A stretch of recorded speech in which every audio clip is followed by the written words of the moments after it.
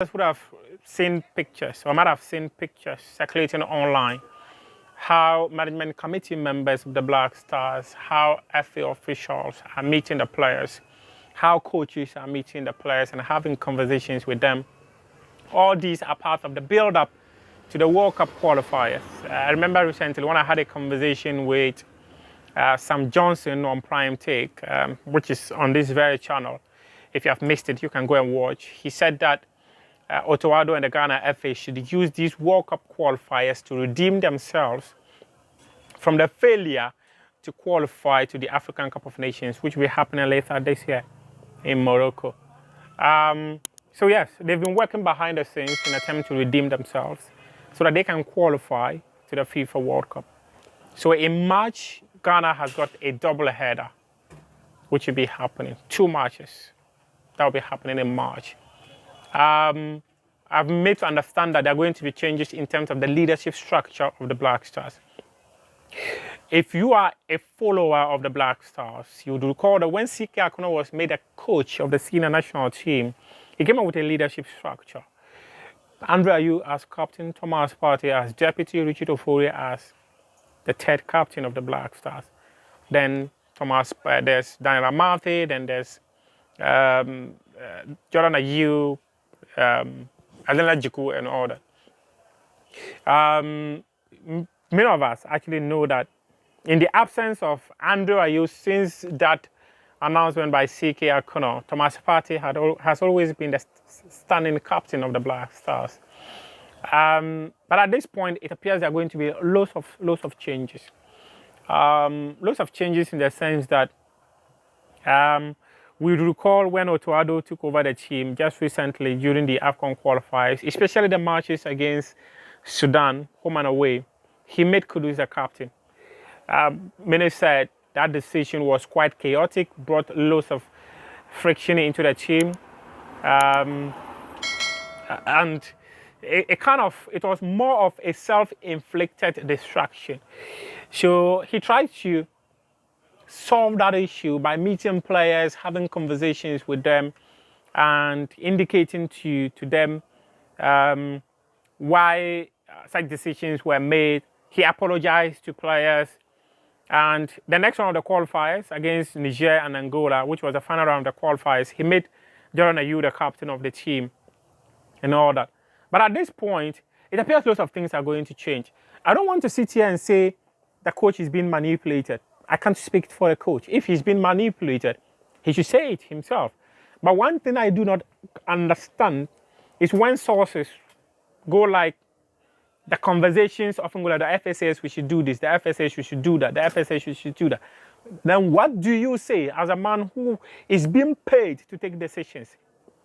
But if it's the FA that have said we should do this, at this point, I'm even wondering if the FA, if he had a say in the decision of the FA to get team psychologist, to get technical advisor, to get Desmond Affair as his assistant and all that. But those are just, what do I call it? Things I cannot state categorically because I do not have the facts. My understanding is that Jordan Ayew is going to be the substantive captain of the Black Stars. Substantive captain of the Black Stars. They want to restructure the team in a way that first come, first serve. So Jordan Ayew has been in the team the longest. So he's now going to be the captain of the Black Stars, substantively effective the World Cup qualifiers against Chad in March 2025. Thomas Partey was spoken to be the first assistant. I've been told he turned it down. He's not interested. If this is how you want to structure your leadership, then don't add me into the leadership of the Black Stars. That's what sources have told me. So Thomas Partey is no longer going to be part of the leadership of the Black Stars. Okay. Then Jiku is going to be an assistant captain to Jordan Ayew. Then raise the, I don't, then raise the question. If you want to structure the leadership of the Black Stars in order of who has played for the team first, there was a conversation. Why would you make Jiku a leader ahead of Mohamed Kudus? Kudus has been in the team before Jiku. In fact, Kamal Din Suleimana has been in the team before Jiku. So why? If that is the structure you want to go with, then there are those who disagree that from Jordan Ayew, with Thomas Partey saying he's not interested, then Jiku should be the captain. There are people who disagree. Okay. I was also made to understand that Mohamed Kudus has been asked to drop the number 10 jersey. I want to say David. Also on Jai. You know what drop him. In the first place, it was not his decision to wear the number 10 jerseys. My understanding is that it was the coach who asked him to wear the number 10 jersey. Now you're asking him to drop the number 10 jersey. No. The boy says no. He's not going to drop it. Undrop it. Yes. That is what is currently happening. That's why I said it's a self-inflicted destruction. The camp is supposed to be focused towards the World Cup qualifiers. And you're bringing captaincy issue to the team. Why?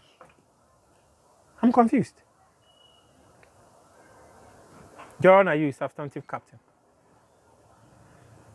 Thomas Partey, first assistant. In fact, there were other names that I was told, but those names I've forgotten.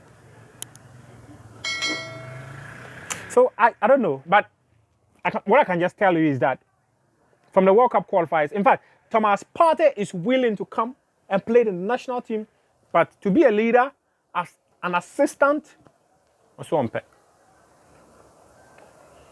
Even if Jordan is not there, Jiku is not there, Kudus is not there, Kamal Din is not there, who are not there. Thomas Partey saying he not going to be captain. Mumfa. My tree is not good, but my tree has come this morning. Mumfa. Self-inflicted destruction. Focus on the World Cup qualifiers. Not these drama.